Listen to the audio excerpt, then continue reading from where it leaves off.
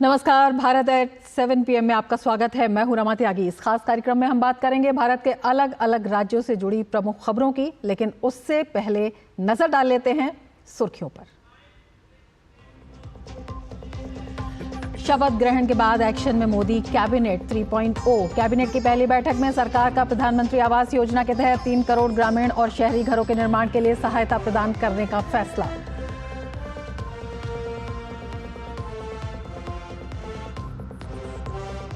तीसरी बार प्रधानमंत्री बनते ही देश भर के किसानों के लिए एनडीए सरकार की बड़ी सौगात। पहले फैसले में एक बार फिर दिखी किसान कल्याण के प्रति सरकार की प्रतिबद्धता। प्रधानमंत्री मोदी ने किसान निधि की 17वीं किस्त जारी करने का लिया निर्णय। 9.3 करोड़ किसानों को होगा लाभ। प्रेम सिंह तमांग ने लगातार दूसरी बार सिक्किम के मुख्यमंत्री पद के लिए शपथ। क्रांतिकारी मोर्चा को 32 में 31 सीट पर मिली है शानदार जीत।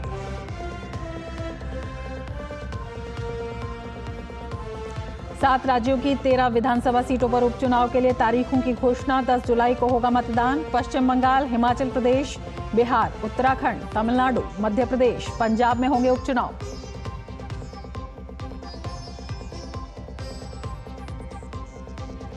रियासी में श्रद्धालुओं के बस पर हमला करने वाले आतंकियों की तलाश तेज। मौके पर पहुंची SIA की टीम। उपराज्यपाल ने कहा, कोई दोषी नहीं बख्शा जाएगा। मृतकों के लिए 10 लाख और घायलों की 50,000 के मुआवजे की घोषणा।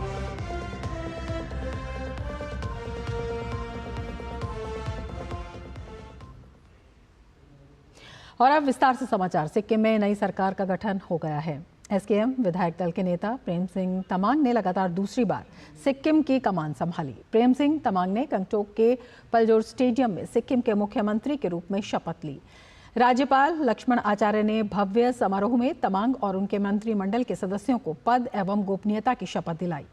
प्रेम सिंह तमांग के अलावा सोनम लामा, अरुण उप्रेती, समदुप लेप्चा, भीमहैंग लिंबू, भोज राज राय, GT धुंगेल, पुरुण कुमार गुरुंग और पिंचो नामग्याल लेप्चा ने सिक्किम सरकार में मंत्री पद की शपथ ली। हाल ही में हुए सिक्किम विधानसभा चुनाव में SKM को 32 में से 31 सीटों पर जीत मिली थी।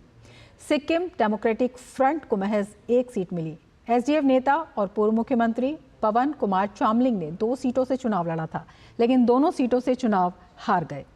विधानसभा चुनाव में जबरदस्त जीत के बाद प्रेम सिंह तमांग को सिक्किम क्रांतिकारी मोर्चा की बैठक में 2 जून को विधायक दल का नेता चुना गया था।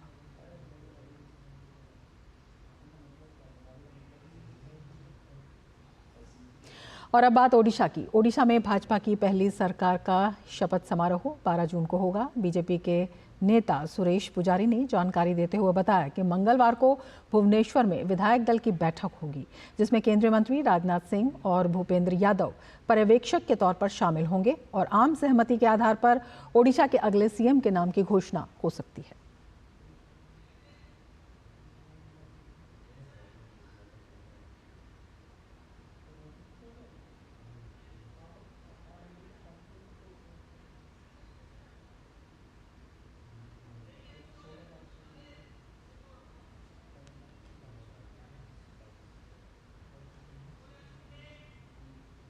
The legislature party meeting will be held tomorrow. Our former national president and now the defense minister of India, Sri Rajnath Singh, will be coming tomorrow. Along with him, another cabinet minister, Sri Bhupender Yadav, he will also come tomorrow. Both of them as observer. Legislature party meeting will be held. Consultation will be made.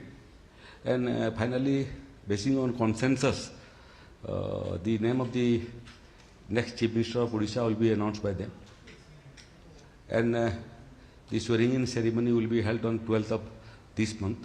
Honorable Prime Minister Sri Narendra Modi ji, he will also be coming to attend the swearing-in ceremony.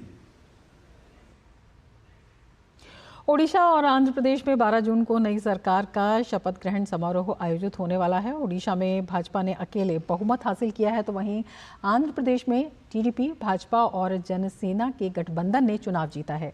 दोनों ही राज्यों में शपथ ग्रहण समारोह की क्या खास तैयारियां चल रही हैं, इस पर डीडी न्यूज़ लगातार नज़र बनाए हुए हैं।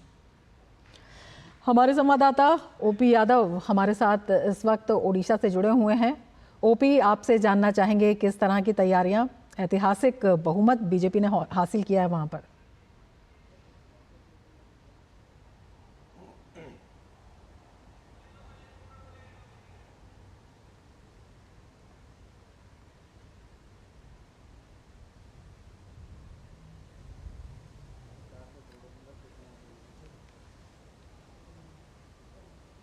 जी, ओडिशा में प्रधानमंत्री नरेंद्र मोदी के स्वागत के लिए पूरा राज्य पलक पावड़े बिछाया हुए है।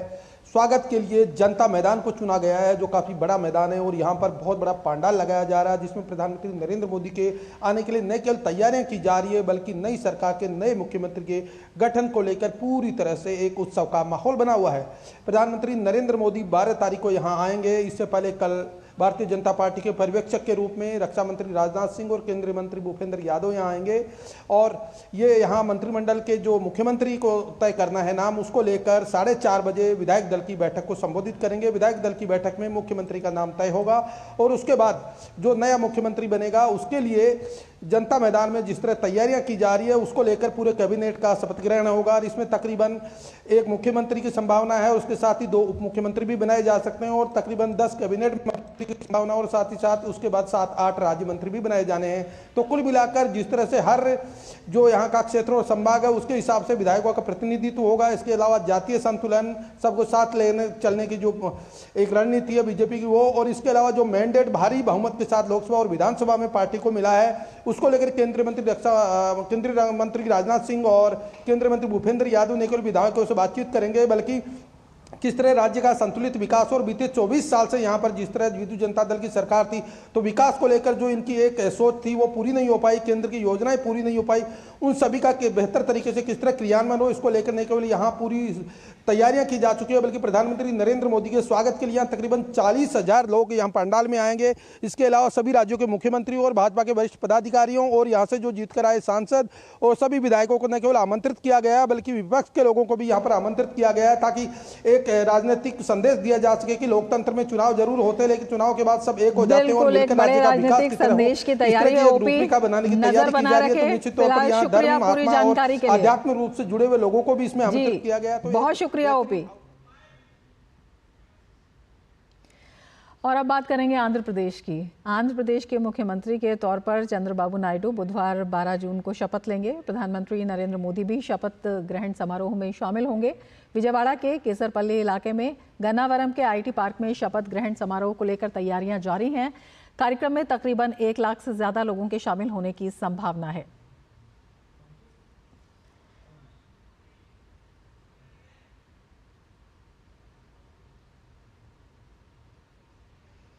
तो समारोह में 1 लाख से ज़्यादा लोगों के शामिल होने की संभावना है। आंध्र प्रदेश के मुख्यमंत्री के तौर पर चंद्रबाबू नायडू शपथ लेंगे और इसके लिए बड़ी तैयारी, बुधवार को शपथ ग्रहण समारोह होगा और प्रधानमंत्री नरेंद्र मोदी भी उसमें शामिल होंगे और उसी को लेकर एक बड़ी तैयारी आंध्र प्रदेश में भी है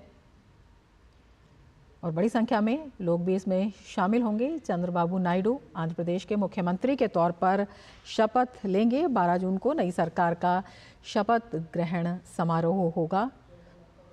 आंध्र प्रदेश में टीडीपी, भाजपा और जनसेना के गठबंधन ने चुनाव जीता है और शपथ ग्रहण की तैयारियां लगातार जारी हैं। चंद्रबाबू नायडू मुख्यमंत्री के तौर पर शपथ लेंगे। प्रधानमंत्री नरेंद्र मोदी भी इस शपथ ग्रहण समारोह में शामिल होंगे। तो बड़ी तैयारियां की जा रही हैं। 1 लाख से ज़्यादा लोगों के शामिल होने की इसमें संभावना है।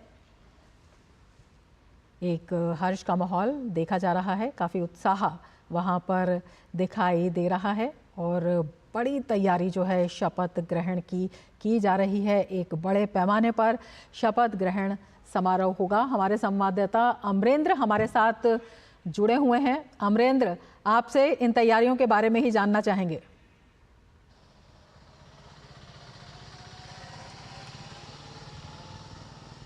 जी रमा, मैं आपको बता दूं, जिस तरह से प्रधानमंत्री नरेंद्र मोदी की शपथ के बाद इस बार आंध्र प्रदेश में चंद्रबाबू नायडू राज्य में शपथ लेने जा रहे हैं, इसके लिए लगभग पूरी तैयारियां कर ली गई हैं। विजयवाड़ा के एयरपोर्ट के पास गन्नावरम के आईटी पार्क में उस तैयारियों को अंतिम रूप दिया जा रहा है, जहां पर राज्य के मुख्यमंत्री के तौर पर चंद्रबाबू नायडू 12 तारीख को शपथ लेंगे। जो 12 जून का जो समय है वो भी तय हो गया है। 11:27 पर वो राज्य के मुख्यमंत्री के तौर पर शपथ लेंगे। और इसके अलावा जो सोर्सेज हैं वो बता रहे हैं कि कुछ कैबिनेट मंत्री के तौर पर भी कुछ लोग उसमें शपथ ग्रहण में समारोह में शामिल होंगे।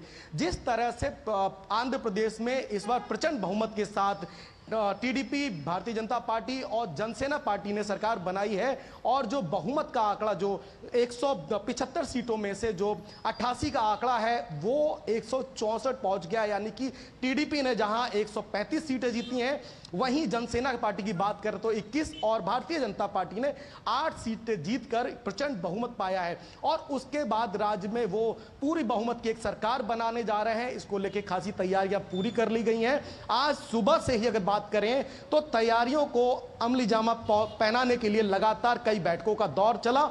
सबसे पहले अगर बात करें तो चंद्रबाबू नायडू ने एक बैठक की है जिसमें डीजीपी खुद मौके पे मौजूद थे, और डीजीपी को इंस्ट्रक्शन दिया गया है कि चूंकि प्रधानमंत्री नरेंद्र मोदी भी शपथ ग्रहण समारोह में आने वाले हैं, इसलिए इसकी तैयारियों को पुख्ता तरीके से अंजाम दिया जाए। और जो बाद में जो खबरें आई उसके हिसाब से यह बताया गया है कि लगभग 35,000 जो फोर्सेस है उनको डिप्लॉयड किया जाएगा।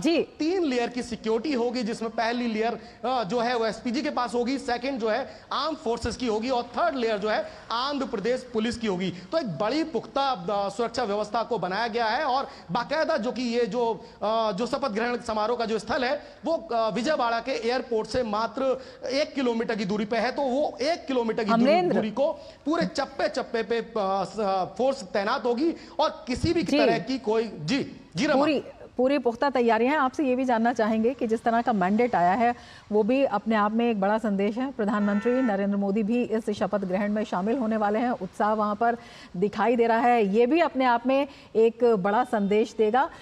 इस संदेश की झलक जो राज्य की कैबिनेट है उस पर भी दिखाई देगी।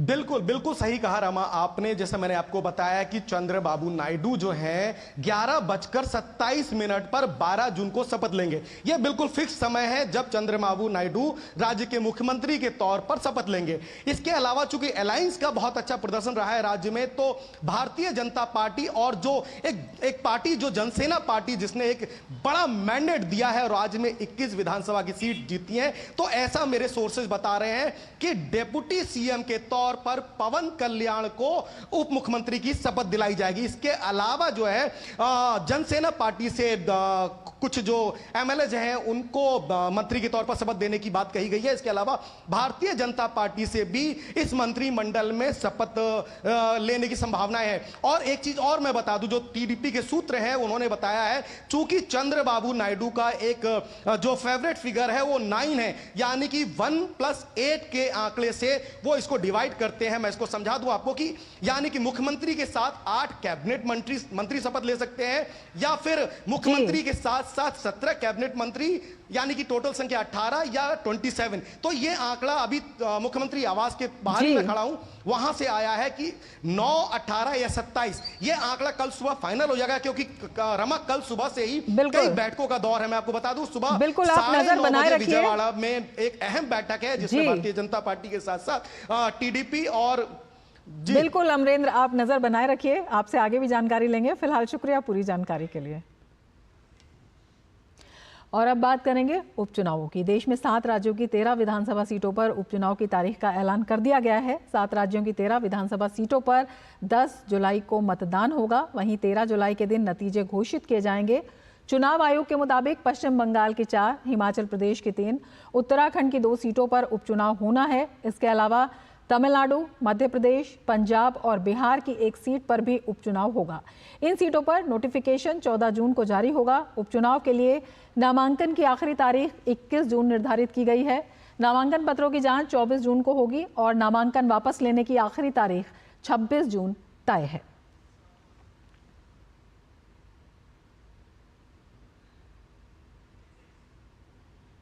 और आगे बढ़ने से पहले ले लेते हैं एक ब्रेक। आप देखते रहिए डीडी न्यूज़।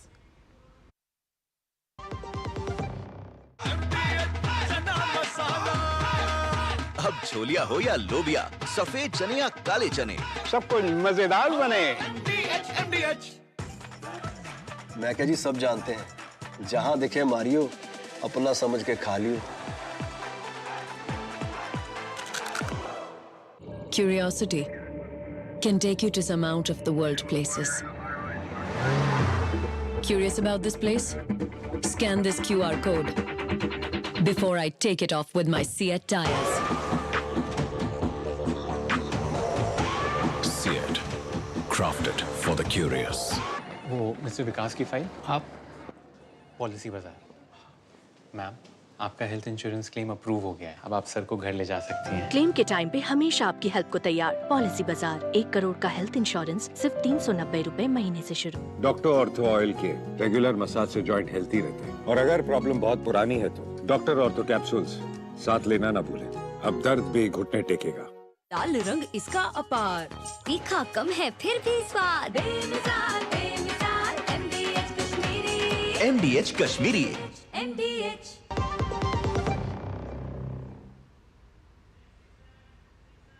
ब्रेक के बाद फिर से आपका स्वागत है और अब बात करेंगे जम्मू कश्मीर की। जम्मू कश्मीर के उपराज्यपाल मनोज सिन्हा ने जम्मू के सरकारी अस्पताल में रियासी आतंकी हमले के घायलों से मुलाकात की। उपराज्यपाल ने कहा, कोई दोषी नहीं बख्शा जाएगा। मृतकों के लिए 10 लाख और घायलों के लिए 50,000 के मुआवजे की घोषणा की गई है।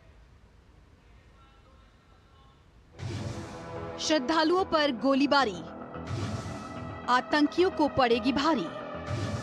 आतंकियों की कायराना करतूत। आतंकवाद के जो भी गतिविधियां हो रही है उनको रोका जाए। आगे अगर ऐसा होता रहेगा तो घूमने आगे कोई नहीं जाएगा। हर आदमी आतंकवाद से घबराएगा और घर बैठा रहेगा। अपनों को खोने का मातम मना रहे ये लोग जयपुर के हैं। जयपुर के कपड़ा कारोबारी परिवार सहित वैष्णो देवी के दर्शन करने गए थे, लेकिन आतंकी हमले का शिकार हो गए। जम्मू कश्मीर की फिजा में कायम हो रही शांति में एक बार फिर हलचल मचाने की नापाक कोशिश आतंकियों ने की है। इस घटना से लोग गुस्से में हैं। बजरंग दल ने इस घटना के विरोध में पाकिस्तान का पुतला फूंक प्रदर्शन किया।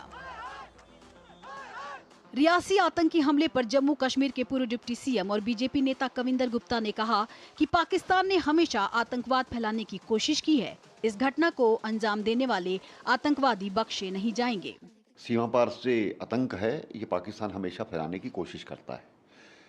बड़ी बार हमारी जंग भी हुई, लेकिन उसमें वो तो कामयाब हो नहीं पाए। लेकिन चिंता का विषय है, रणनीति नई, स्ट्रेटजी नई होगी ही तो निश्चय इसको मार गिराया जाएगा, छोड़ा नहीं जाएगा उन लोगों को। आतंकियों की इस कायराना हरकत के बाद आतंकियों की तलाश में सर्च ऑपरेशन चलाया जा रहा। एफएसएल की टीम मौके पर पहुंची, ड्रोन की मदद से तलाशी ली गई। इसके अलावा राज्य जांच एजेंसी यानी SIA की टीम ने मौका मुआयना किया। दरअसल जम्मू कश्मीर में रियासी में आतंकियों ने श्रद्धालुओं से भरी बस को घात लगाकर अपना निशाना बनाया। बस के ड्राइवर पर अंधाधुंध गोलियां बरसाईं। ताबड़तोड़ हमले के बाद तीर्थयात्रियों से भरी बस खाई में जा गिरी और 9 लोगों की मौत हो गई और कई घायल हो गए। जम्मू कश्मीर के LG मनोज सिन्हा ने जम्मू के सरकारी अस्पताल में रियासी आतंकी हमले के घायलों से मुलाकात की। LG ने कहा कि इसके लिए जिम्मेदार लोगों को कड़ी सजा दी जाएगी। हमारी प्राथमिकता घायल लोगों को बचाना है। हमने मृतकों के परिजनों को 10 लाख रुपए और घायलों को 50,000 रुपए देने का फैसला किया है। ज्वाइंट ऑपरेशन पुलिस, CRPF और आर्मी ने लॉन्च किया हुआ। जो लोग भी इसके लिए जिम्मेदार हैं उनको निश्चित रूप से दंड मिले, इसका प्रयास हो रहा है। अभी उनके परिजनों को एक सहायता के तौर पर 10 लाख रुपए जम्मू कश्मीर प्रशासन ने मृतकों को और घायल लोगों को 50,000 रुपए देने का फैसला किया है। राष्ट्रपति द्रौपदी मुर्मू, प्रधानमंत्री नरेंद्र मोदी समेत कई नेताओं ने इस घटना की कड़ी निंदा करते हुए दुख जताया है। हमले के बाद सुरक्षा एजेंसियां अलर्ट मोड पर हैं। एफएसएल की टीम ने घटनास्थल का दौरा कर सैंपल इकट्ठा किया है। आतंकवाद के खिलाफ घाटी में जीरो टॉलरेंस की नीति अपनाई जा रही है। ऐसे में दोषी किसी हाल में बख्शे नहीं जाएंगे। Bureau report, DD news. और हमारे संवाददाता देवेंद्र ठाकुर हमारे साथ और ज़्यादा जानकारी के साथ जम्मू से जुड़े हुए हैं। देवेंद्र, आपसे सबसे पहले यही जानना चाहेंगे कि किस तरह की जानकारी जो है, किस तरह की जो प्रगति इस जांच में अभी तक हासिल हुई है, क्या कुछ नई जानकारी इसमें मिल पाई है? रमा, आपको बताना चाहेंगे कि लगभग 24 घंटे से ज़्यादा का समय हो गया है इस वारदात को हुए, और अभी तक सुरक्षा बलों को अगर कहें तो कोई बड़ी कामयाबी नहीं है। 20 से ज़्यादा लोगों को शक के बिना पे डिटेन किया गया है, पूछताछ की जा रही है, और पूरे इलाके में जो है कॉम्बिंग ऑपरेशन चल रहा है, सर्च ऑपरेशन चल रहा है, चाहे सेना की ओर से हो, सीआरपीएफ की ओर से हो, चाहे फिर जम्मू कश्मीर पुलिस की ओर से हो। हालांकि जो शिवखोड़ी की यात्रा है उसे आज सुबह ही सुचारू रूप से चलने की अनुमति दे दी गई थी। सुबह से ही सुचारू रूप से जो भक्तजन है भोलेनाथ के दर्शनों के लिए यहाँ पहुँच रहे हैं, और कल की घटना होने के बावजूद भी अगर बताएं तो 6000 से ज़्यादा श्रद्धालु जो है वो पवित्र गुफा के दर्शनों के लिए पहुँचे हैं। जी रमा। बिल्कुल, और जांच इसमें तेज कर दी गई है। सभी एजेंसियां जो हैं संयोजन के साथ काम कर रही हैं। उपराज्यपाल आज घायलों को देखने भी गए। किस तरह से जो स्थिति है वहां पर सामान्य करने की पूरी कोशिश की जा रही है? रमा, बिल्कुल, जितनी भी एजेंसियां हैं, चाहे वो सुरक्षा एजेंसियां हो चाहे फिर जांच एजेंसियां हो, उनमें कोऑर्डिनेशन है। और आज हमने देखा कि बीती रात मतलब अंधेरा होने के बावजूद भी उन्होंने कोई रिस्क नहीं लिया। पूरी जांच वहां पे हुई है, और सैंपल्स जो है वो कल देर शाम को भी उठाए गए। आज सुबह हमने देखा कि 4-4:15 बजे यहाँ पे टीम्स पहुंच गई थी और उन्होंने पूरी सैंपलिंग की है। हालांकि अब थोड़ी देर पहले हमारी जो है DIG रियासी उधमपुर रेंज से बात हुई है।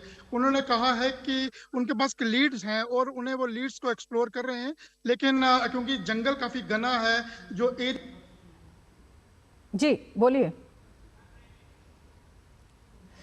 हमारे संवाददाता देवेंद्र ठाकुर, बहुत शुक्रिया देवेंद्र, जो बता रहे थे कि तमाम एजेंसियां जो हैं वो जांच में लगी हुई हैं और घायलों का जो है पर्याप्त रूप से इलाज जो है वो किया जा रहा है। आगे बढ़ेंगे, लेकिन उससे पहले वक्त है एक ब्रेक का। आप देखते रहिए DD न्यूज।